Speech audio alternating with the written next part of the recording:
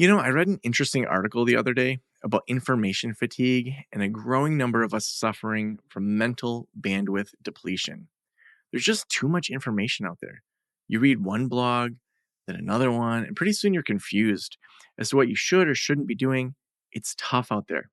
That's why myself and the Practice of the Practice team have created a free 28-step private practice checklist for people who want to start their own practice, whether it's a side gig or a full-time job.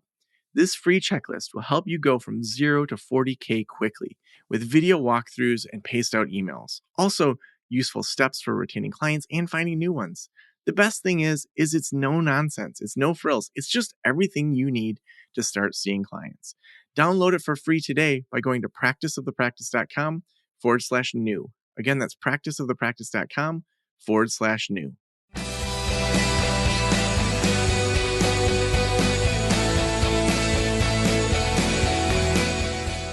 This is the Practice of the Practice podcast with Joe Sanok, session number 889.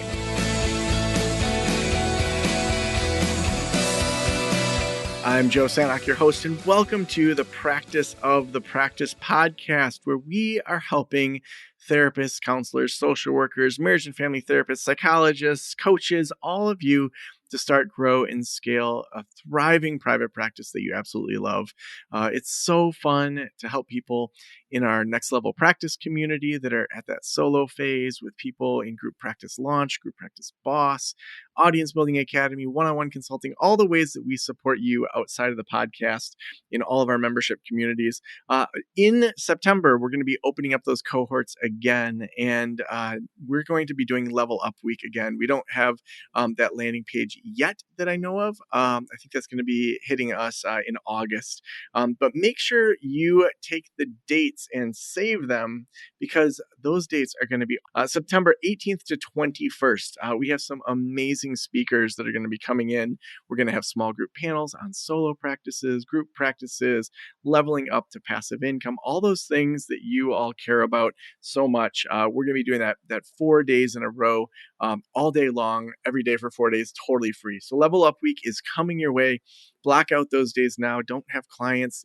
Let's dive in together. So I am so excited today. We are going to be having a conversation about self-development, about growth, about personal development. And we have Kristina joining us today. And Kristina Mänd-Lakhiani is the co-founder of Mänd-Valley, the world's most powerful life transformation platform with an ever-growing 20 million strong following. Now, I admitted to Kristina before we started recording that before this, somehow I hadn't heard of Mänd-Valley, and I went to their website, and like CNN had stuff about them. All these people that I already follow have different tutorials on there. She's an entrepreneur, a writer, an international speaker, artist, and philanthropist based in Estonia, and the author of Live by Your Own Rules and 7 Days to Happiness online programs, as well as the book that just came out, Becoming Flawesome, the key to living an imperfectly authentic life. I am so excited to talk today with Kristina. Welcome to the Practice of the Practice podcast. Thank you, Joe, so much for your wonderful welcome. And I have to confess, if it's okay, I'm probably one of the most avid amateur psychologists. And when you announced all your audience, I was like, I always feel so thrilled when I can talk to people, with your background. And now it's the whole audience of these people. And I'm not sure if I can find my breath anymore. Isn't it funny how you can just be rocking out life, and then sometimes if you're in a new situation, there's this whole like imposter syndrome that creeps in that you're like, where did that come from? Exactly. Yes. Oh, no, you are in the right place, Kristina. Seeing all that you've done, and, just a little bit that we chatted before the show. I'm so excited for this conversation. You and I both really enjoy self-development. We look at how we can become better people, better, community leaders and global citizens. For you, like, where did that start? Was that something that you always felt like, even as a child, or was that something that like grew out of something that happened? Like, why do you care about self-development? Well, I will have to disappoint you guys. I actually ended up in personal growth by accident and rather reluctantly. And to understand how it happened, I have to make a few steps back. I was born in Soviet Union and raised in Soviet Union, the country which doesn't exist. But in Soviet Union, there were no two things did not exist. Entrepreneurship, it was illegal and was punished. And personal growth was also not the thing. So naturally, when I grew up, I never had those goals anywhere in my view of reality. It was just a very different world. What happened was that I married at the age of 25. I moved to New York from Estonia, and my then husband was the one who was a huge fan of personal growth, who always knew he was going to be an entrepreneur. So he was doing that as a side job, and I was in New York. I was not allowed to work because I was a foreigner, so my visa didn't allow me to work. So the best thing I could do was to help him with his business. Now, 20 something years later, I realized this is my path. So, sometimes we end up on our path totally unplanned. Yeah. Now, when did it switch over from kind of being somebody else's thing to your own thing, where you said, "I want to grow as a person. I want to, develop in a different way." Well, I think I was always growing as a person in that sense that, I'm a perfectionist, and Soviet Union was a very idealistic society. So there was a lot of that. And then personal growth is not only in self-help books. In fact, even the early philosophers were talking about personal growth. If you think of, the popularity of Stoic philosophy nowadays, so Hmm. personal growth has always been there. Take any classic novel, there is the element or that idea of how to become a better person. It's just that our values or our understanding of a better person have changed in the 20th and 21st century.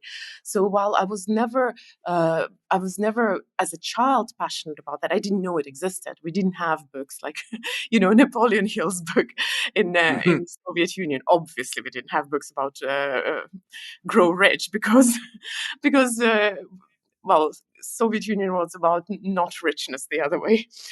So and that doesn't mean that I didn't want to be a better person or I didn't understand certain concepts. In fact, I think almost anything that I am right now is thanks to my parents, who are also children of Soviet Union. So it's interesting how the personal growth is there, whether you are aware of that or not.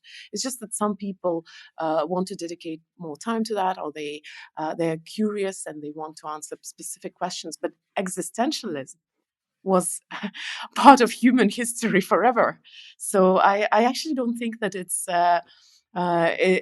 personal growth is exclusive only to our industry. Hmm. Now, was there a book or a training or something that was kind of the first real, like, transformative process you went through before you really got into more of this industry and this business? Yeah, my as I said, my entry was a little bit rocky because I was kind of dragged along into this whole thing. My first training was actually surprisingly a training on intuition and ESP, as Oh, strange as wow. it can be. Yes, and that was like the very first exposure, and I was really shocked and a little bit puzzled. How did this, well, shocked and puzzled is the same in essence, but I was wondering, how did I end up doing that? My then husband, this was our first weekend as a married couple, and he said, I have a training to run. So I was of course disappointed not to spend the weekend with my husband, so I went to the training with him, and then I found out that he's teaching ESP and intuition. And wow, that was something. But I had a very interesting experience during that training, uh, which made me think that, just because something is not explained by science doesn't mean it doesn't exist. So Mm. I guess I've been quite open to the things that I don't understand. And personal growth is not just about ESP and intuition. Obviously, there are much more down to earth subjects, especially nowadays. But being open to things that you do not maybe understand logically is definitely helpful. But yeah, it took a few more years. I attended another training which I didn't like first, but then I loved in the end. And then gradually, yes, I started teaching it myself, but not ESP. I teach how to live imperfectly authentic life. Mm-hmm.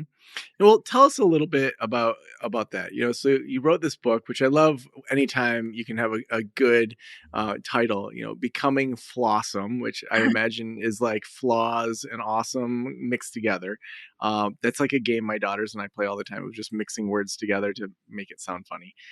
So for you, what is Flawesome? Flawsome is recognizing your imperfections and finding a strength in that recognition or in those imperfections. And I think that every person has their own version of flawsomeness. Well, like by that definition, every person is awesome or unique in their own way. So, what is flawsome for me probably isn't quite the same for the rest of the humanity, but the main idea is just coming to peace with yourself the way you are, rather than Mm, rather than um, fighting your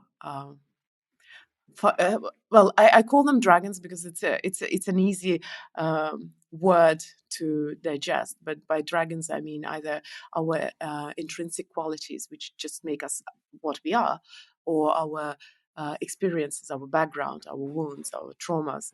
So I think the main idea of flawsome is having the courage to look those dragons in the eye and asking yourself, what am I going to do with you guys? mm.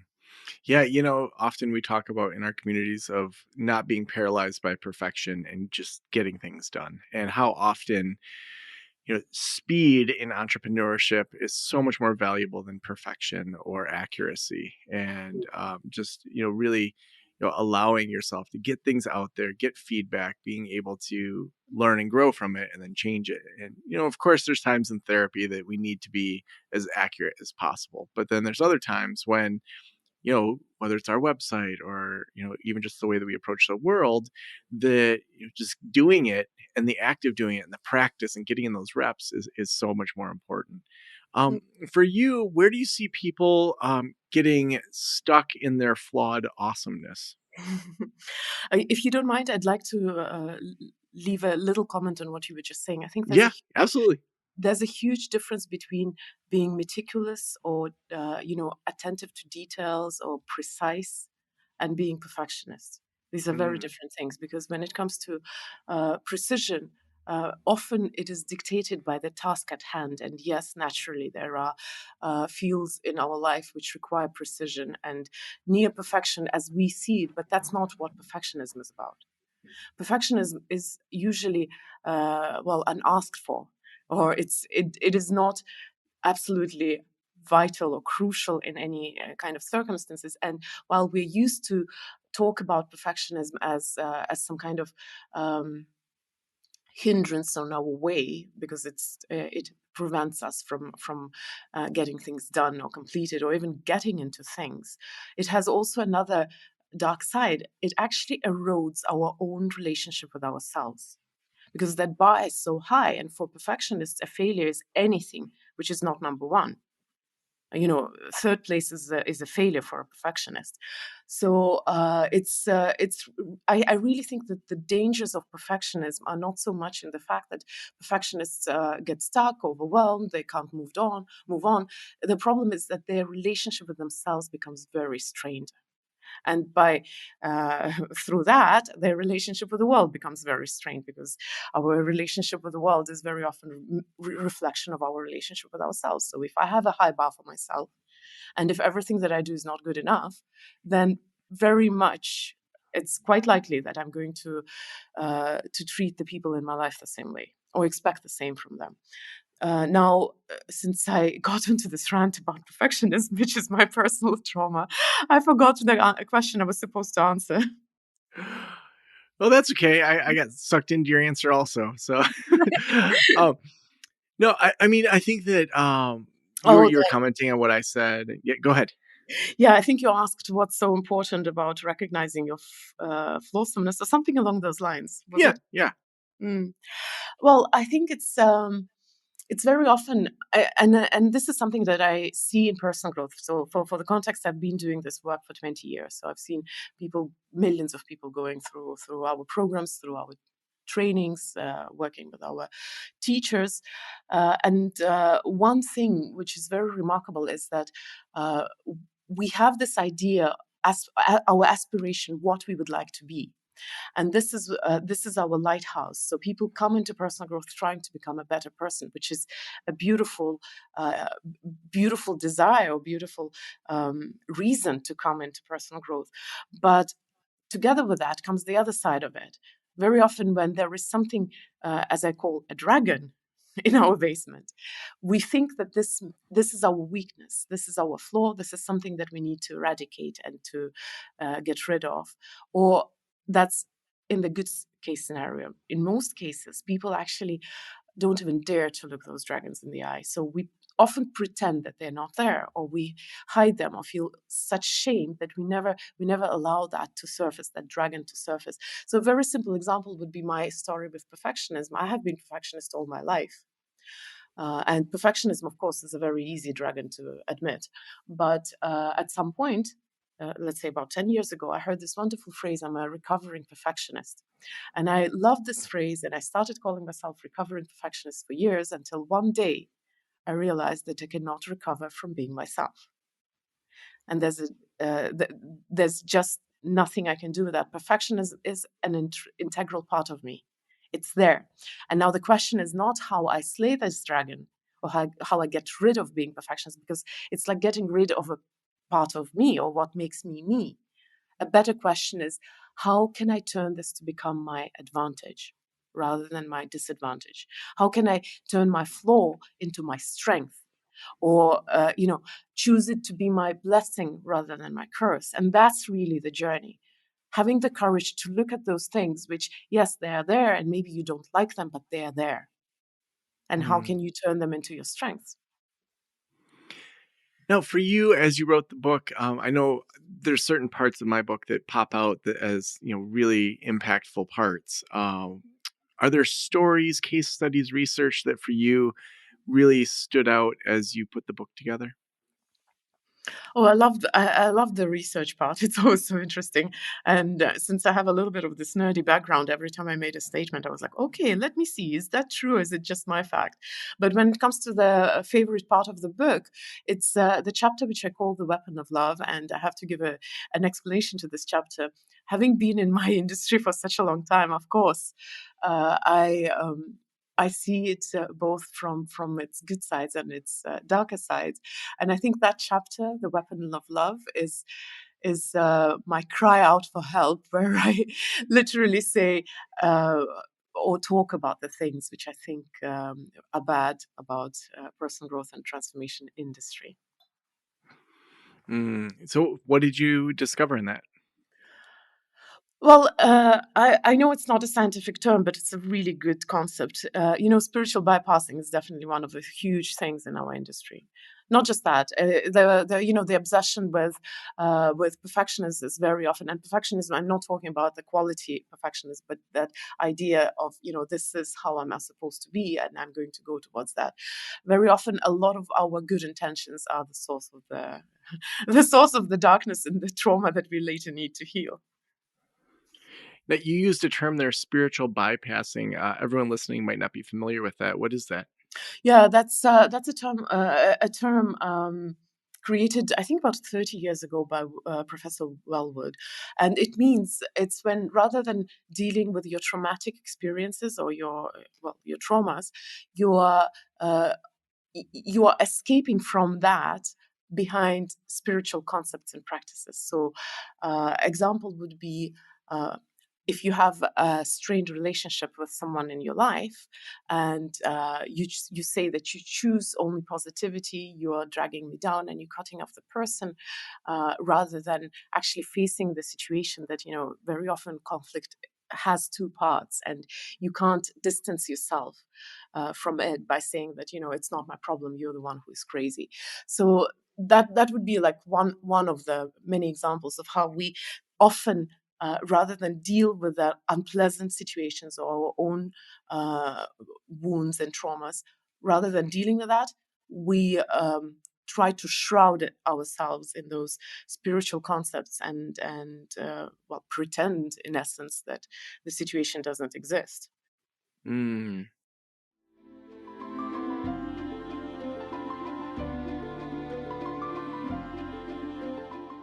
As a therapist, I can tell you from experience that having the right EHR is an absolute lifeline. I recommend using therapy notes. They make billing, scheduling, note taking, telehealth, and e prescribe incredibly easy. Best of all, they offer live telephone support that's available 7 days a week. You don't have to take my word for it. Do your own research and see for yourself. Therapy Notes is the #1 highest rated EHR system available today, with a 4.9 out of 5 stars on trustpilot.com and on Google. All you have to do is click the link below or type promo code Joe on their website over at therapynotes.com and receive a special 2-month trial absolutely free. Again, that's therapynotes.com and use promo code Joe on the website. If you're coming from another EHR, Therapy Notes will also import your demographic data quick and easy at no cost, so you can get started right away. Trust me, don't waste any more of your time and try Therapy Notes. Just use promo code Joe at checkout. Now, kind of along that line, I think one question I often have for myself, but also for folks that value self development is when is kind of enough enough? Because in some ways, a lot of spiritual development, of personal growth, all of that is pointing to just accepting what is, being fully present, non-striving, a lot of these, either Buddhist or Taoist or, ancient philosophical ways of thinking of things, uh, and just allowing things to unfold how they unfold. And then on the other side, there's sort of the aspiration towards growing and becoming better. And like, I'm just wondering how you personally balance Mm. maybe that goal of, hey, we get to be human and everything's beautiful how it is and let's just let it unfold, compared to like personal development and trying to become a better person, and sometimes even an obsession with becoming better, which almost feels like, well, the advertising industry has made me feel like I'm not enough, and so then I have to Mm. become better. And it's like the very thing that self-development's often teaching is the thing that's fueling the self-development industry. Well, our whole world functions this way. Marketing is based on the main question: what doesn't let them sleep at night? Hmm. So talking about the pain is, I think, in the grain of everything, including entertainment, news, marketing, whatever you take. We always try to make people feel a little bit less than adequate, because otherwise, why would they come and bring you money? So that's kind of a natural tendency in any industry, and personal growth is no different from any other industry. Now, when it comes to when you were talking about acceptance, like the Buddhists, for example, or going out there and actually striving, these are all facets of personal growth industry. Because if we look, let's say, even 30 years ago, personal growth was mostly quite pragmatic. The motivational speakers were, at the end of 20th century. This was the thing. So there was a lot of that go-getter mentality in personal growth. Um, the fascination with more ancient philosophies is probably more of a 21st century fad, but it's a fad like anything else. And why I'm saying that is because, in my opinion, there are no absolutes in life. And when it comes to personal growth, there is no such thing as a recipe for a beautiful life, or okay, this is the teaching, and now follow this teaching and you will be happy forever. Different times and different situations and different areas in your life will require different approaches. So what worked for you for 25 when you were 25 might be completely irrelevant to you when you're 35, 40, or maybe hitting the midlife crisis. And what you will need 10 years from that age will be very different again. So and also, I wish there was a simple thing, but life is just complex and full of contradictions and the opposites, and that's why the idea, I think, the what I would like people to aspire for when they come to personal growth is learn the toolkit, but not get stuck in it, and still remember that life is to be lived in this very moment. And our human experience is about just being present in life and taking it as it is. But yes, just because I accept the world the way it is, because what can I do about the past? It doesn't mean I don't want to change it for the future.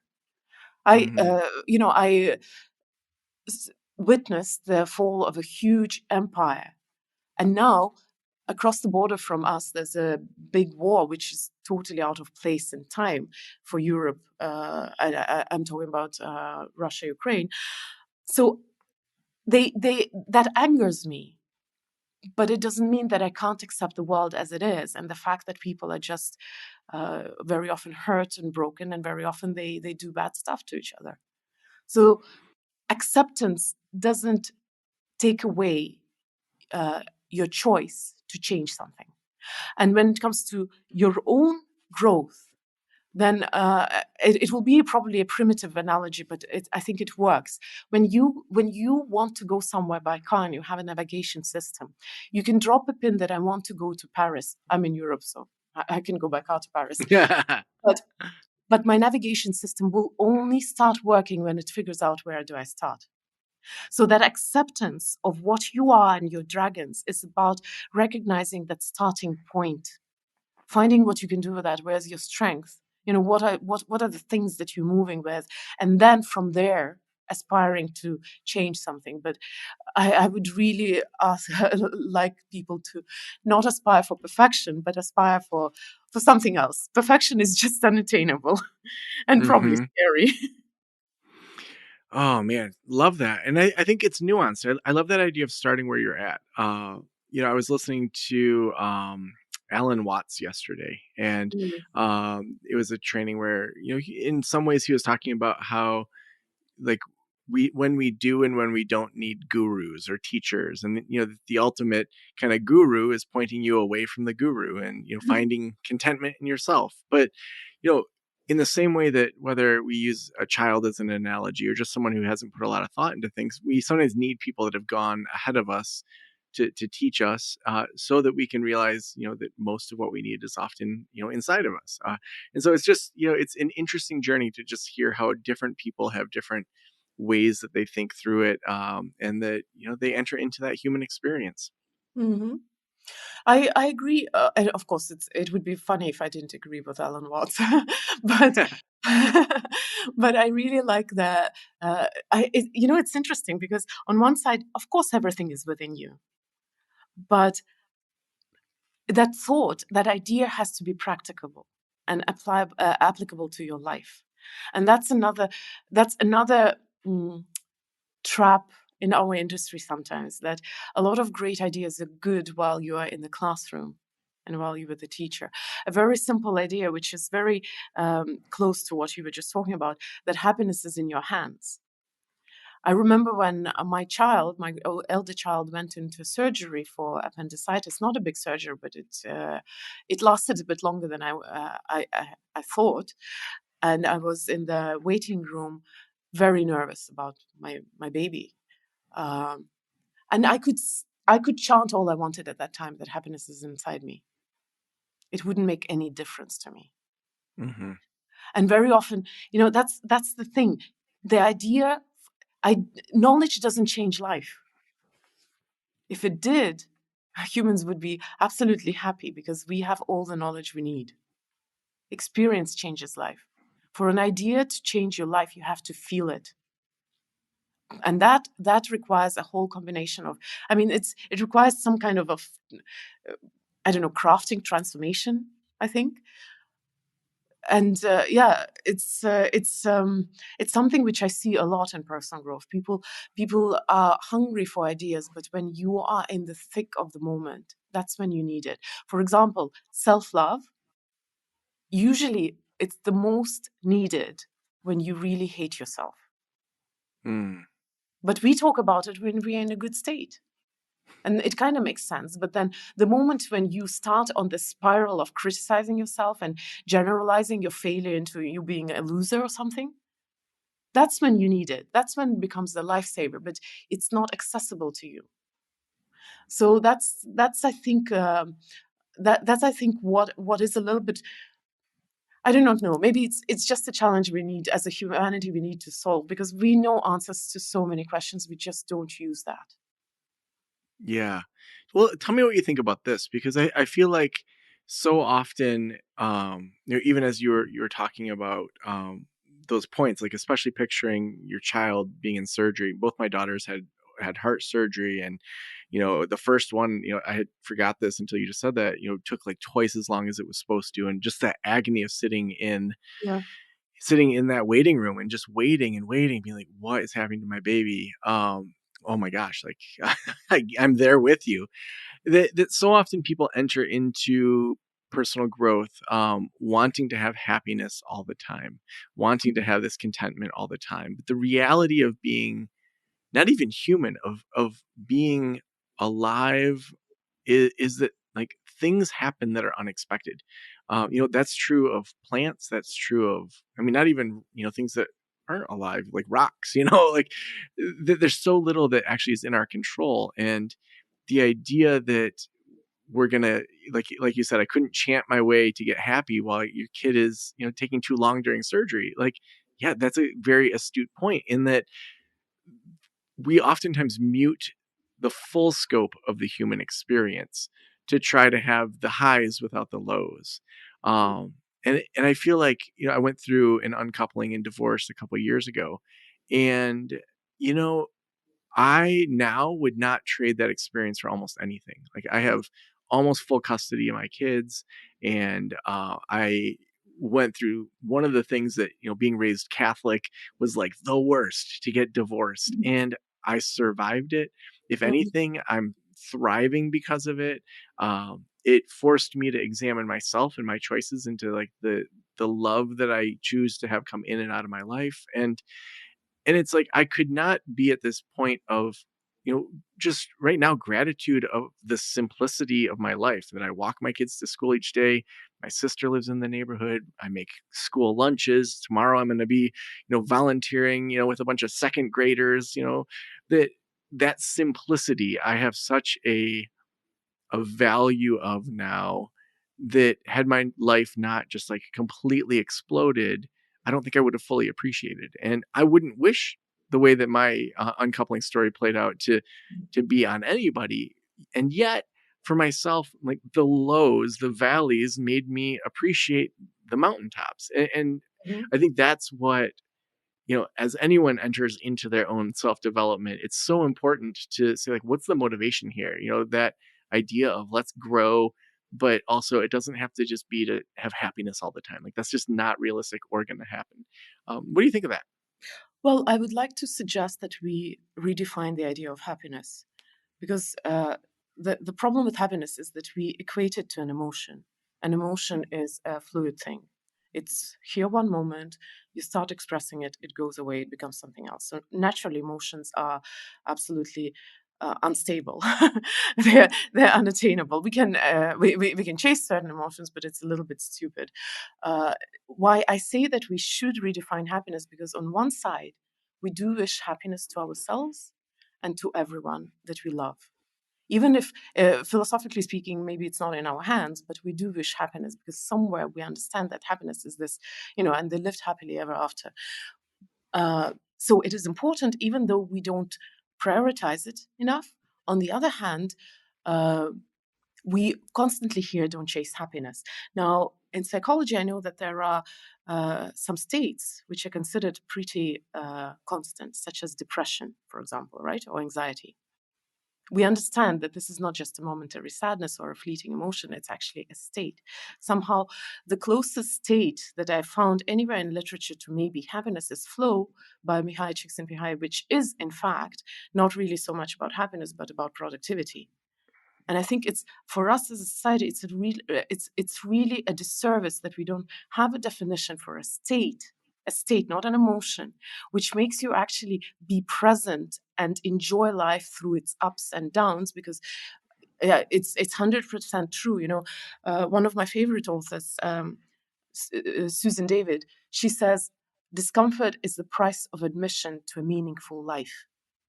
Yes, Mm, discomfort is part of life, but we equate discomfort to unhappiness. And that shouldn't be like this. Your case, yes, about uncoupling, you had a happy ending, but sometimes we lose people that we loved. Not everything can be turned to, it was a blessing in the retrospect. So my idea is that why don't we redefine that good state where you can be, where you can lead a meaningful life, enjoy every moment, or if not enjoy, then at least savor the moment, and be present, because that state is incredibly productive for us as humans. It's research says that we are much more likely to achieve success if we do it in the happy state. But again, happiness is a little bit of a fluffy topic, which makes me sad, because we as a humanity need a proper good state that we can aspire for. Mm. Well, Kristina, I know we could go for much longer than the length of this podcast, but alas, we're at the last question. If every private practitioner in the world were listening right now, what would you want them to know? Oh my. I think, what I want them to know is that science that you guys carry into the world, we should bring it to schools, because understanding how to deal with your emotions, with your, everyday life experiences, it's like literacy. So I hope you guys, do more lobby, and our kids Mm. learn at an early age very basic things, which are science in essence. It's not even based in values, but which save lives and make people happier. So wonderful. And Kristina, if people want to get your book, if they want to follow your work, if they want to learn more about what you're doing, where are some websites or places we can send them? So, of course, I would like you guys to visit my own website, which is KristinaMänd.com, and it's Kristina with a K, since I'm from Estonia. All my social media is with Kristina Mänd, but I believe that at the time when this podcast is coming out, my book is going to be literally everywhere, in US at least. Mm-hmm. Bookshops, Yeah, airports, everything. wonderful. Well, we will have that link, all those links in the show notes as well. Kristina, thank you so much for being on the Practice of the Practice podcast. Thank you. Thank you so much, Joe, for giving me this opportunity.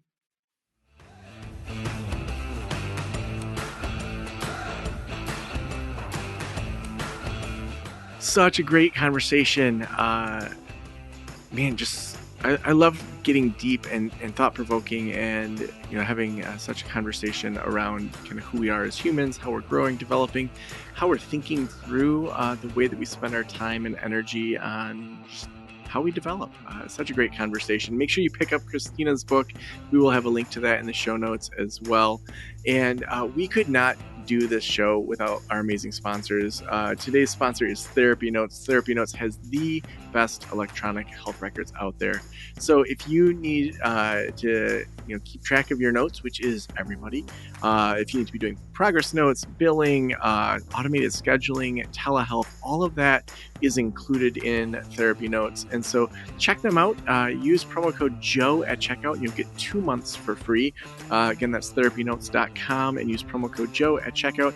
Also, that helps them know that this podcast is working, that they are connecting with their ideal clients. They want to keep track of that stuff and know that the money they put into being a sponsor here that helps us put on this show, they want to know that's working. So use promo code Joe just to make sure that they know that you heard about it through this show. And thank you so much for letting me into your ears and into your brain. Have an amazing day. I'll talk to you soon. Special thanks to the band Silence is Sexy for that intro music, and this podcast is designed to provide accurate and authoritative information in regard to the subject matter covered. It is given with the understanding that neither the host, the producers, the publishers, or guests are rendering legal, accounting, clinical, or other professional information. If you want a professional, you should find one.